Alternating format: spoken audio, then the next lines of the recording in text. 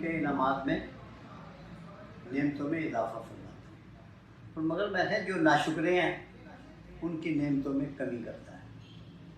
میں کہ پاکستان میں مجھے کوئی ایک شخص بتائیں جس کی زبان پر کلمہ شکر ہو، موسم کا، حالات کا، حکومت کا، عہدیداروں کا، رشتہ داروں کا، برادری کا، پڑوسیوں کا، ملازموں کا، خوراک کا، لباس کا، سبزی کا، پھل کا، دودھ کا، گوشت کا، شہد کا، ہر چیز کا سارا دن نقائص بیان کرتے ہیں اور چاہتے یہ ہیں کہ اللہ کے انعامات ان پر برستے رہیں۔ شکر گزاری شروع کر دو، نعمتیں برسنی شروع ہو گئی۔ یہ پیغام رہ گیا تھا، یہ پورا ہو گیا نا اب، یعنی کہ شکوہ نہیں کرنا، شکوہ نہیں کرنا۔ اللہ نے یہ زبان شکوے کے لیے دی نہیں، شکر کے لیے دی ہے۔ بابا جی کسی نے فرمایا تھا کہ شکر کے بھی دو طریقے ہیں، اس کی وضاحت یہ مطلب بہت سے طریقے ہیں شکر کے۔ فرمائیں۔ شکر خالی زبان سے نہیں ہے، اپنے رزق میں کسی کا حصہ بھی ڈالنا شکر ہے۔ دیکھیں وہ ہمارے یہاں کیا ہو رہا ہے شکر کا، کھانا کھایا نا الحمدللہ اونچا سا کہا، جیسے یہ آواز پہنچ جائے گی ان کی، ویسے ان کی فیلنگ اللہ کو نہیں جاتی، اتنا اونچا کہتے ہیں۔ شکر کے لیے سب سے پرانی جو مثال ہے نا، وہ پرانے انبیاء میں سے ادریس علیہ السلام سے بات پوچھی گئی کہ اللہ کے نبی شکر کیا ہے، مطلب سوال کیا گیا، فرمایا جو کچھ تجھے اللہ نے عطا کیا اس کی تقسیم شکر ہے۔ سبحان اللہ، سبحان اللہ۔ دوسرا شکر یہ ہے جب تو شکوہ چھوڑ دے اور صبر اختیار کر لے تو یہ بھی شکر ہے۔ تیسرا یہ ہے کہ دنیا میں تجھے جو کچھ ملے گا، اس مادی دنیا میں مادی انسانوں سے ملے گا، ان کا شکر ادا کرنا بھی اللہ ہی کا شکر ادا کرنے کے برابر ہے۔ کیوں اگر جو آپ سے ڈیل کر رہا ہے اس کا شکر ادا نہیں کر سکے تو آپ اللہ کے بھی شکر گزار نہیں ہوتے۔ لوگوں کو مسکرا کے ملنا، ان کی عزت افزائی کرنا، ان کی حوصلہ افزائی کرنا، ان کی مایوسیوں میں کمی کا سبب بننا، ان کو پر امید رکھنا، یہ سب شکر کے پہلو ہیں۔ بابا جی یہ جو شکر ہے، اب دسترخوان پہ بیٹھے ہوتے ہیں، دوسروں کا حصہ بھی کھا رہے ہیں، پلیٹ میں سارا ڈونگا ڈال لیا اور بعد میں الحمدللہ پڑھ رہے ہیں، یہ شکر میں آئے گا؟ شکر یہ ہے کہ آپ کو یہ پتہ ہو کہ ڈونگے میں 6 بوٹیاں ہیں، ہم 6 بندے بیٹھے ہوئے ہیں، میں نے 1.5 بوٹی نہیں ڈالنی، 1 ڈالنی ہے۔ دوسرے کو میں نے مد نظر رکھنا ہے، کوشش کرنی ہے کہ پہلے دوسرا آدمی انیشیٹ کرے دسترخوان پہ، میں نہ کروں۔ جو پہل کرتا ہے اپنی پلیٹیں بھرتا ہے وہ سب ناشکرے ہیں۔ مینار بنائے ہوتے ہیں، شادیوں پہ جاؤ، مینار، کھانے کے مینار، بوٹیاں اس کے اوپر، چاولوں کے اوپر، اور پتہ نہیں کیا کیا ڈالا ہوتا ہے، ایسا لگتا ہے زندگی کا پہلا اور آخری کھانا کھا رہے ہیں، حالانکہ وہ انہی کے لیے پکا ہوتا ہے، اور جتنے بھی ہیں اس نے بندوں کو جتنے بلائے ہوتے ہیں ان کا ارینج کیا ہوتا ہے۔ آپ عزت سے اور تحمل سے بھی اس کو کھا سکتے ہیں۔ دوسروں کا ادب کرنا جو ہے یہ بھی شکر ہے، ان کا ادب کریں کہ بھائی یہ لے لے، پہلے یہ اپنا حصہ لے لے، میں تھوڑا سا انتظار کر رہا ہوں۔ شکر بڑے وسیع معنوں میں ہے، باادب ہونا بھی جو ہے نا، مؤدب ہونا بھی شکر ہے۔ اب آپ ماں باپ کے سامنے اف نہیں کہتے، اونچی آواز میں نہیں بولتے، سراہنے کی طرف نہیں بیٹھتے، تو یہ شکر گزاری ہے۔ شکر گزاری کے بہت پہلو ہیں۔ بابا جی ہم اللہ کی مرضی کے بغیر شکر ادا کر سکتے ہیں؟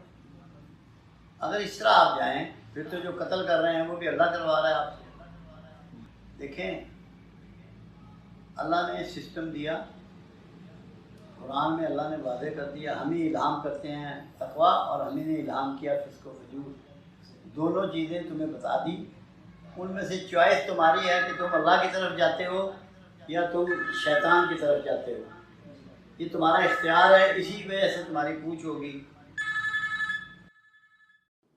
ساری زمین کے یا پہاڑوں کے نیچے دفن کی ہیں، سب انسان کے لیے، اس کے تصرف میں دی، اور یہ تک فرما دیا کہ ہم نے کائنات تیرے لیے مسخر کر دی، تسخیر کر دی، تاکہ بندہ محنت کر کے ان کا حاصل کرے، تاکہ ان کی آبرو رکھ سکے، ان کو سنبھال سکے، ان سے صحیح معنوں میں فیضیاب ہو سکے۔ تو یہ نیچے کیوں چھپائیں؟ محنت کرنے کے لیے۔ دوسری چیز آپ پہ فرض کی علم کا حصول، اللہ کہتا ہے جو علم والے ہیں وہی مجھ سے زیادہ ڈرنے والے ہیں. اپنا ڈر بھی سمجھانا تھا. اور علم والوں کو میں درجے بلند کرتا ہوں. آج جن کے پاس زیادہ علم ہے وہ مغرب والے ہیں جنہوں نے دنیا کا علم حاصل کیا. اللہ نے یہ نہیں کیا کہ یہ مسلمان نہیں ہیں ان کے درجے بلند نہ کروں. آج دنیا میں سب سے زیادہ درجے ان کے بلند ہیں, سب پہ حکومت کر رہے ہیں. ہم تو غلاموں کی سی زندگی گزار رہے ہیں. کیوں کہ ہم نے علم میں کاوش چھوڑ دی, جدوجہد چھوڑ دی, تحقیق چھوڑ دی, جستجو چھوڑ دی. پھر اللہ نے یہ کہا کہ مجھے سب سے نزدیک میرے انعام یافتہ لوگ اور مقرب وہ ہیں جو کھڑے بیٹھے کروٹوں کے بل میری صنائی پہ غور کرتے ہیں.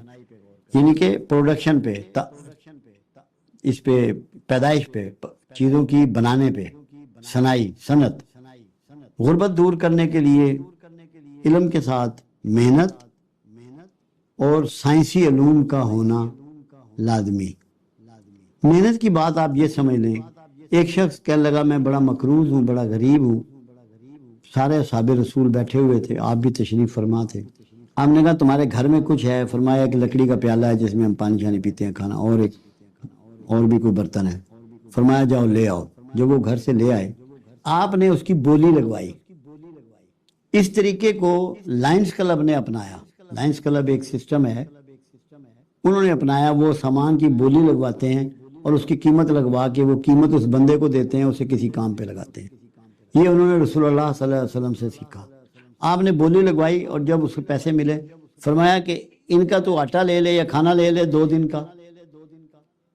لکڑی, اس کسی ساتھی سے کہا کہ تم جنگل سے ایک درخت سے لکڑی کاٹ کے 2 دستہ بناؤ اور اس سے تو لوہے کا کلہاڑا لے لے, اور صبح سے تو نے جنگل میں سے لکڑیاں کاٹنی ہیں اور بیچنی ہیں. 2 دن کا آٹا تیرے پاس ہے, باقی ارینجمنٹ ہو جائے گا. یہ نہیں کہا کہ اسے 5-5 روپے دو. بھیک کی جگہ محنت کرنی ہے, جدوجہد کرنی ہے, کاوش کرنی ہے. گھر کا ہر فرد کرے گا, ضرورت مندوں کا ہر فرد کرے گا. یہ پہلا پازیٹیو وے ہے. دوسرا یہ ہے کہ آپ رسول اللہ کی زندگی کا مطالعہ کریں. کتنے جوڑے کپڑے تھے, کتنے جوتے تھے, کتنی تلواریں تھیں, کتنے بستر تھے, کتنے برتن تھے. اللہ کے رسول نے پوری کائنات کو ٹیچ کر دیا کہ مفلسی سے بچنے کا طریقہ یہ ہے کہ کم سے کم سامان زندگی کے ساتھ زندگی گزارو.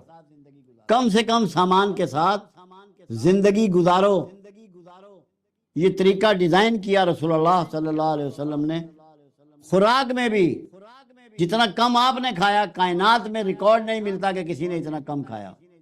اناج تو 63 سالہ زندگی میں 1.25 من بھی نہیں کھایا. کتنی کھجور کھائی. خود عائشہ صدیقہ رضی اللہ تعالیٰ عنہ کا قول مبارک ہے کہ ہمارے گھر میں 2 مہینے چولہا نہ جلتا. کتنا کم کھاتے تھے.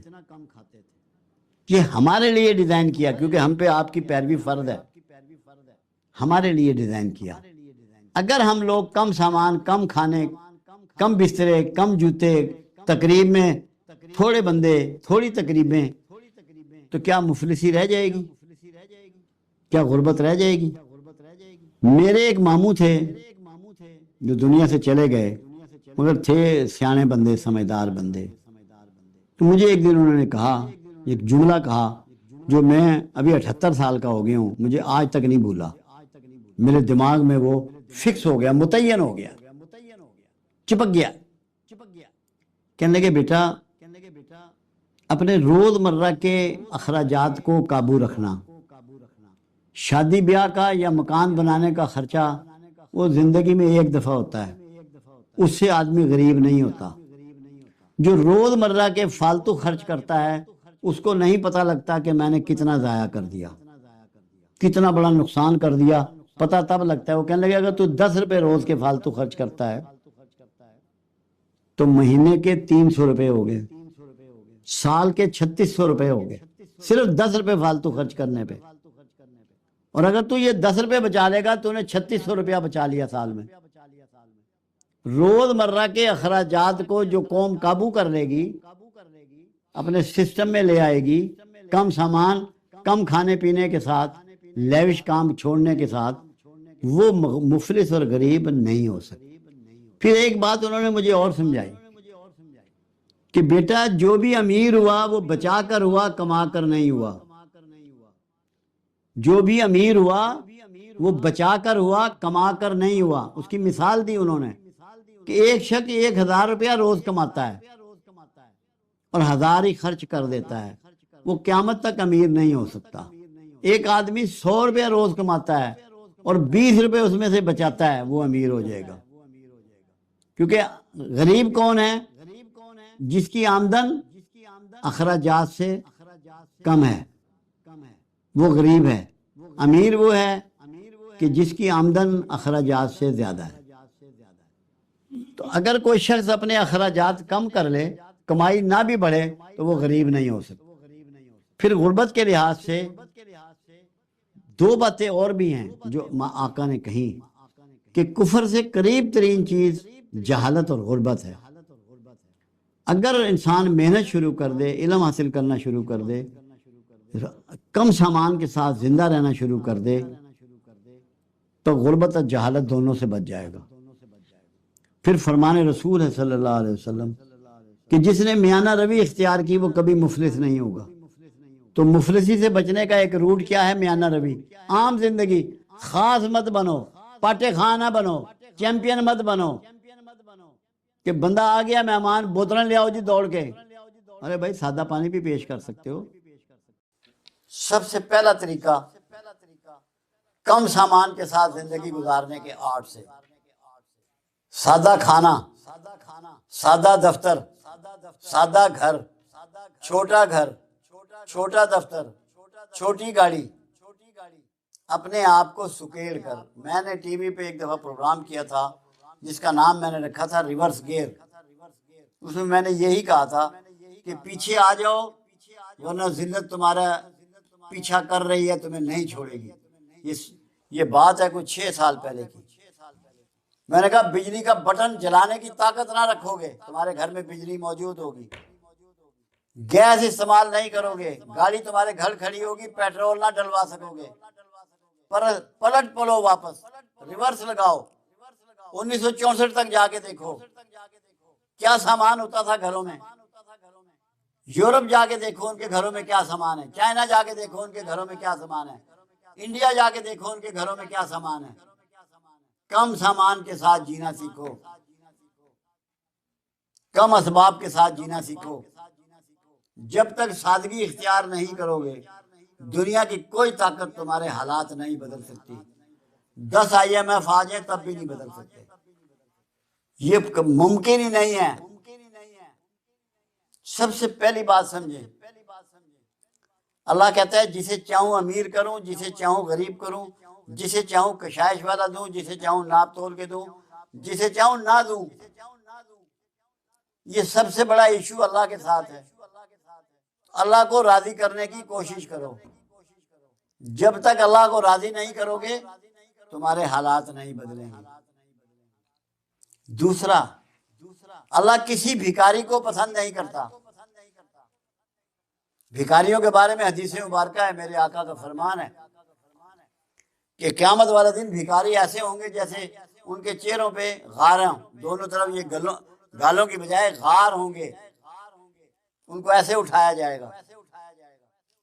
پھر اللہ کہتا ہے میں نے اور تم مفلوق الحال تھے، میں نے اور میرے رسول نے تمہیں غنی کر دیا. اللہ رسول کو راضی کرنے کی کوشش کرو. راضی کیسے کرو گے؟ وہ بھی اللہ بتا رہا ہے. اللہ فرماتا ہے جو میرے شکر گزار بندے ہیں میں ان کے انعامات میں اضافہ کرتا ہوں. ہمارے ہاں سب ناشکرے ہیں. صبح جب ہوتی ہے حکمرانوں کو، اہلکاروں کو، محلے والوں کو، سبزی والے کو، فروٹ والے کو، دودھ والے کو، گوشت والے کو، سب کو برا بھلا. ہر چیز نمبر 2 ہے، ہر چیز غلط ہے. اور جو کہہ رہا ہوتا ہے وہ سارے کام نمبر 2 کے کر رہا ہوتا ہے. ہر ایک کا شکوہ صبح. یہ زبان اللہ نے ہمیں دی تھی اور یہ ہونٹ دیے تھے اپنا شکر ادا کرنے کے لیے. ہم دن کی ابتدا ناشکرے پن سے کرتے ہیں. دنیا کی کون طاقت ہمیں محفوظ کر لے گی؟ کوئی بچا لے گا ہمیں؟ کیا یہ ممکن ہے؟ تو ہمیں شکوے چھوڑ کے اللہ کا شکر گزار ہونا ہے اور فضول خرچی سے بچنا ہے. یہ دیکھنا ہے اپنے اپنے گھروں میں کہ کون سی چیز ایسی ہے جو ہم نہ کریں تو ہمارے اخراجات کم ہو سکتے ہیں. بھلے ان کے پاس جتنا مرضی پیسہ ہو، مگر اخراجات کرنا اچھی عادت نہیں ہے. ایک ایک آئٹم کو گننا ہے، دیکھنا ہے کہ آج سے 50 سال پہلے ہمارے گھروں میں کیا چیزیں استعمال ہو رہی تھی، کتنی استعمال ہو رہی تھی، آج کتنی استعمال ہو رہی ہیں اور کیا رویے ہیں ہمارے. باہر کھانے پہ ہم کتنا لگاتے ہیں، گھر میں پکانے پہ کتنا لگاتے ہیں. ہر چیز کو دیکھنا ہے، بھالنا ہے، اس کی بجٹنگ کرنی ہے، قومی سوچ کے ساتھ کرنی ہے. غربت قومی مسئلہ ہے، یہ تب تک دور نہیں ہوگی. پھر رسول اللہ صلی اللہ علیہ وسلم کا اس میں فرمان ہے. ایک تو اللہ کی طرف سے ہو گیا کہ فضول خرچی نہ کرو، اسراف نہ کرو، اور میرا شکر گزار بندے بنو. رزق کی تقسیم میرے ذمے ہے. رسول اللہ صلی اللہ علیہ وسلم کا ایک فرمان مبارک ہے، جس نے میانہ روی اختیار کی وہ کبھی مفلس نہیں ہوگا. کملی والے کا فرمان ہے، میانہ روی کو پکڑ لو، میانہ رو، کبھی مفلس نہیں ہوگا. تو ہم مفلس ہیں. اور دوسری بات، اللہ کے علاوہ کوئی غریبی کسی کی دور کر سکتا ہے؟ انٹرنیشنل سسٹم نے کتنے ملکوں کی غریبی دور کی ہے، کتنے لوگوں کی غریبی دور کی ہے؟ کوئی ریکارڈ ہے، کوئی مثال ہے کسی کے پاس؟ آپ نے اپنی غریبی خود دور کرنی ہے. ایک طریقہ یہ، اللہ کی شکر گزاری کے ساتھ، اللہ سے پناہ مانگنے کے ساتھ، اللہ سے دعاؤں کے ساتھ، اللہ کی فرما برداری کے ساتھ. رسول اللہ صلی اللہ علیہ وسلم کی زندگی جو گزاری، انفرادی اور اجتماعی، اس کی روشنی میں، اس کی ہدایت میں، اس کی ٹیچنگ میں، اس کے ساتھ پھر بھیک سے نفرت کرتے ہوئے، وہ لباس ہمیں نہیں چاہیے جو بھیک سے ملے، وہ بڑا گھر نہیں چاہیے جو بھیک سے ملے. بھیک سے نفرت کرنی. انسانی عزت نفس کے لیے جو سب سے ظالم چیز ہے اور بری چیز ہے وہ بھیک ہے. ہم ایک کس طرح نکل سکتے ہیں؟ پہلے نمبر پہ اسراف سے بچ کر. دوسرے نمبر پر،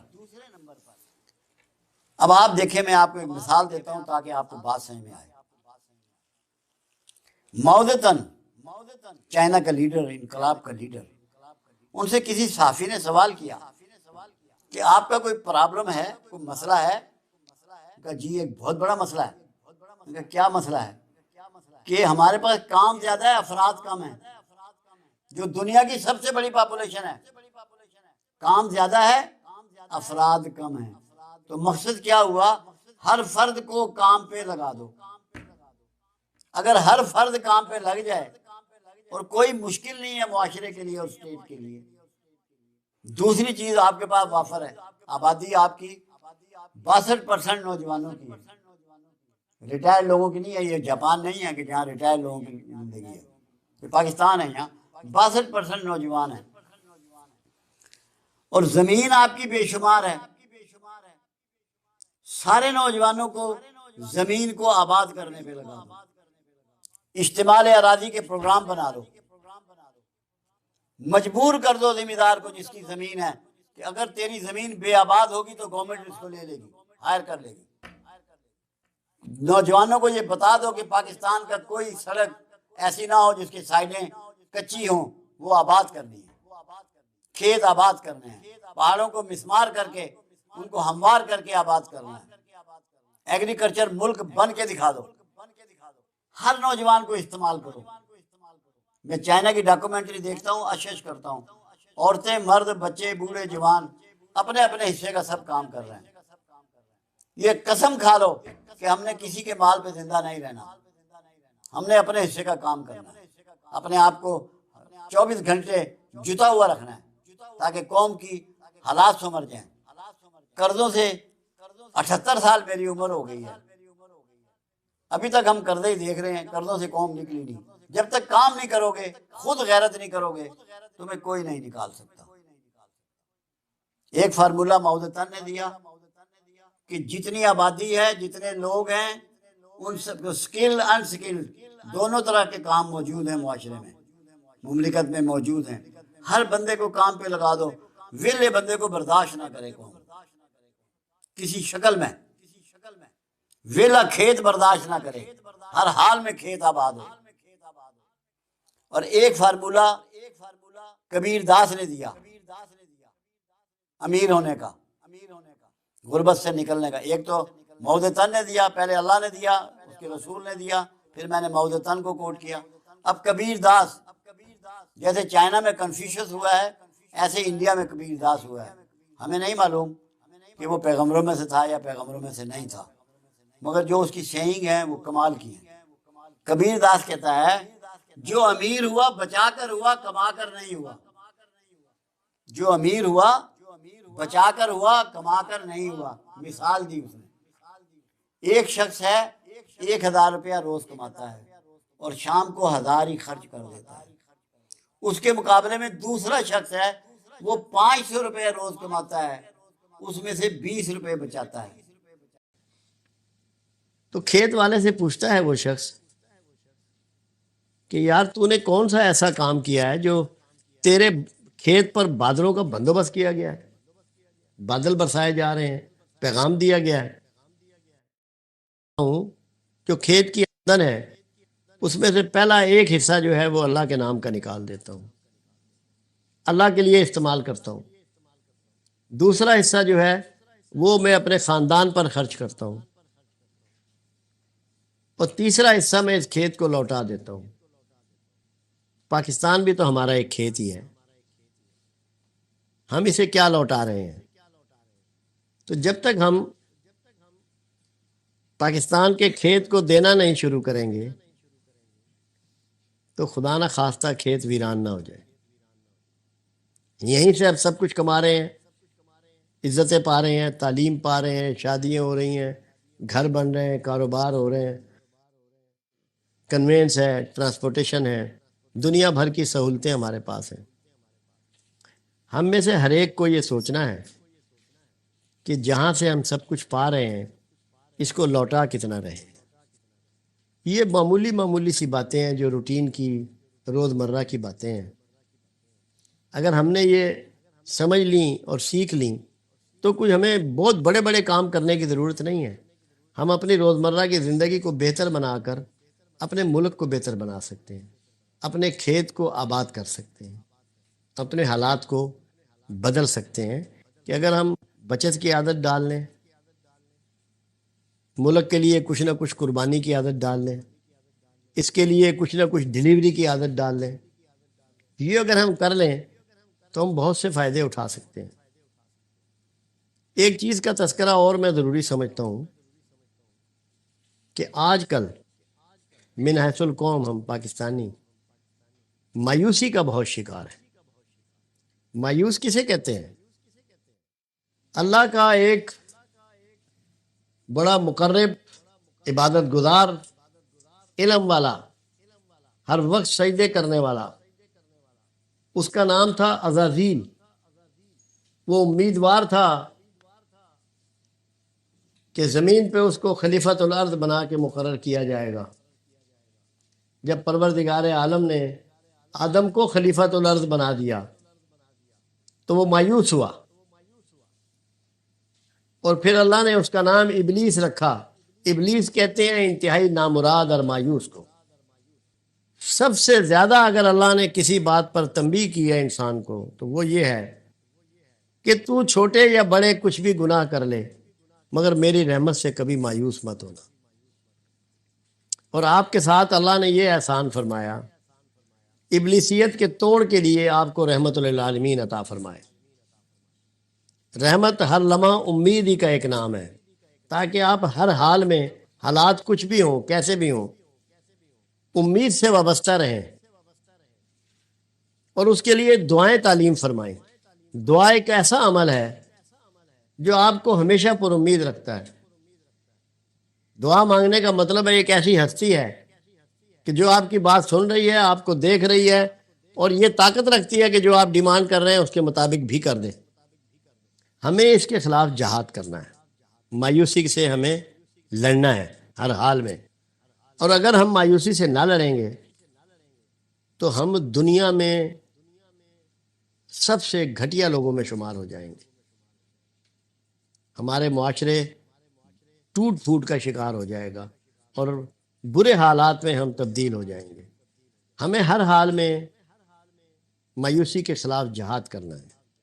آپ دیکھیے رسول اللہ صلی اللہ علیہ وسلم کا ایک اور فرمان مبارک جو بہت ہی کم آپ نے سنا ہوگا، بہت ہی کم سنا ہوگا، اس سے بڑھ کے پازیٹیو بات اور امید کی بات شاید کائنات میں کوئی اور ہو۔ اللہ کے حبیب صلی اللہ علیہ وسلم نے فرمایا، تیرے ہاتھ میں کھجور کا پودا ہو اور آثار قیامت شروع ہو چکے ہوں، قیامت کے آثار شروع ہو چکے ہوں، تو نے اسے پھر بھی زمین میں گاڑ دینا ہے۔ آثار قیامت کا مطلب یہ ہے کہ اب زمین اڑ جائے گی، تباہ ہو جائے گی، روئی کے گالے بن جائیں گے، پھر بھی تو نے مایوس نہیں ہونا، اس کھجور کے پودے کو زمین میں گاڑ دینا ہے۔ یہ مثبت انداز سوچ کی کلاسیکل بات ہے کہ تم نے بہتری کا کام، مثبت کام، پازیٹیو کام جاری رکھنا ہے، چاہے حالات کچھ بھی ہو جائیں۔ یہ اتنی ضروری بات ہے کہ اگر ہم اس کو ایک لمحے کے لیے بھی اپنا لیں تو ہماری دنیا بدل جائے گی، ہماری کائنات بدل جائے گی۔ شیخ سعدی علیہ رحمہ کا انداز یہ تھا کہ وہ ہر بات میں مثبت چیزیں تلاش کیا کرتے تھے، تو ان کے بے شمار شاگرد تھے، بڑے اسٹوڈنٹ تھے، وہ سوچا کرتے تھے کہ کوئی تو ایسا موقع آئے گا کہ ہم استاد سے پوچھیں گے کہ یہاں تم نے کون سی پازیٹیو بات نوٹ کی۔ ایک بار ایسا ہوا، ایک پگڈنڈی سے گزر رہے تھے تو وہاں پگڈنڈی میں ایک کتا مرا ہوا پڑا تھا، اس سے بہت تعفن پھوٹ رہا تھا، بدبو پھوٹ رہی تھی، تو سب نے اس کو چھلانگ لگا کے پار کیا، منہ پہ ہاتھ رکھ لیے۔ جب شیخ سعدی بھی وہاں سے کود کے پار ہوئے، راستہ تھوڑا سا تنگ تھا، تو شاگردوں نے پوچھا کہ استاد آج آپ نے کون سی بہتر بات دیکھی؟ یہاں تو بڑا تعفن تھا، بڑی بدبو پھیلی ہوئی تھی، بری حالت تھی، گزرنا محال تھا۔ استاد نے سنا اور مسکرا کے بولے، میں نے دیکھا کہ اس کتے کے دانت بڑے چمکیلے تھے۔ تو پازیٹیو بات انہوں نے نکال لی، پازیٹیو کا راستہ تلاش کر لیا۔ یہ ڈھونڈنا پڑے گا آپ کو، پازیٹیو چیزیں معاشرے سے تلاش کرنی پڑیں گی۔ اسی طرح ایک اللہ کے ولی تھے، برگزیدہ انسان تھے، وضو کر رہے ہیں دریا کے کنارے، دیکھا کہ ایک بچھو چلتا ہوا آیا خشکی سے اور دریا میں گر گیا، تو انہوں نے ایسے ہتھیلی کر کے اس کو اٹھا لیا۔ ہتھیلی پہ سے پانی ایک دم خشک ہو جاتا ہے، جیسے ہی ان کی ہتھیلی سے پانی خشک ہوا اس نے ڈنگ مارا، بہت تکلیف ہوئی، بلبلائے، دور چھوڑ دیا اس کو۔ وہ پھر آیا چلتا ہوا اور پھر پانی میں گر گیا، تو پھر نکال لیا، جب نکالا تو اس نے پھر ڈنگ مارا، چھوڑ دیا۔ اب دل میں یہ گمان کیا کہ اب اگر یہ پانی میں گرے گا تو میں اس کو نہیں نکالوں گا، مگر وہ چلتا ہوا آیا اور پھر پانی میں گر گیا۔ اگلا تھاٹ ان کو کیا آیا کہ یہ ایک اللہ کا چھوٹا سا کیڑا اپنی بری عادت ترک نہیں کر سکتا، میں اشرف المخلوقات ہو کے اس کو نہ نکال کے اپنی ایک نیک عادت ترک کر دوں۔ انہوں نے پھر اس کو پانی سے نکالا اور دور کر کے چھوڑ آئے، مگر بددل نہیں ہوئے اس تکلیف سے جو اس کے بد کرداری کی وجہ سے، اس بچھو کے ڈنگ مارنے کی گندی عادت کی وجہ سے انہیں فیس کرنا پڑا۔ انہوں نے اس کو برداشت کر لیا، مگر اپنا مثبت انداز سوچ نہیں بدلا۔ تو یہ اس لیے بات آپ سے میں کر رہا ہوں کہ معاشرے میں جب آپ اچھے کام کے لیے نکلیں گے، ڈیولپمنٹ کے لیے نکلیں گے، آگے بڑھنے کے لیے نکلیں گے، تو بچھو ملیں گے آپ کو۔ اس معاشرے میں سب کچھ ہے، بہت سے بچھو آپ کو ملیں گے، مگر آپ کو اپنی پازیٹیوٹی نہیں چھوڑنی، مثبت انداز فکر نہیں چھوڑنا کسی حالت میں بھی، اس کو اپنا کے رہنا ہے۔ اگر آپ نے اس کو اپنا لیا تو آپ ہی کامیاب ہوں گے، یہاں بھی کامیاب ہوں گے اور اس دنیا میں بھی کامیاب ہوں گے جہاں ہم نے سفر کر کے ابھی آگے جانا ہے۔ دوست نے بات کی علامہ اقبال کے حوالے سے، قرآن حکیم میں ایک بات ہے، رب العزت فرماتا ہے کہ جو میرے انعام یافتہ لوگ ہیں میں ان کا ذکر پچھلوں میں چھوڑ دیتا ہوں۔ اب آپ ذرا غور کیجئے، اور دوسری جگہ ایک اور جگہ رب العزت فرماتا ہے کہ جو میرے انعام یافتہ لوگ ہیں میں ان کی محبت لوگوں کے دلوں میں ڈال دیتا ہوں۔ اندازہ لگائیے کہ علامہ سے زیادہ انعام یافتہ کوئی ہو سکتا ہے؟ کون سی معروف زبان ہے جس میں ان کے کلام کے تراجم نہیں ہو رہے؟ کون سا معروف علاقہ ہے جہاں ان کی ذات پر پی ایچ ڈی نہیں ہو رہی؟ کون سے کسی بھی مذہب کا لوگ ہیں، کسی بھی مذہب کے لوگ ہیں، وہ ان کا احترام نہیں کر رہے؟ وہ اپنے ہاں ان کے کلام اپنے یونیورسٹیوں کالجوں میں نہیں پڑھا رہے، ان کے حوالے سے ان کے ہاں پروگرام ترتیب نہیں پاتے۔ کتنا معزز کر دیا اللہ نے۔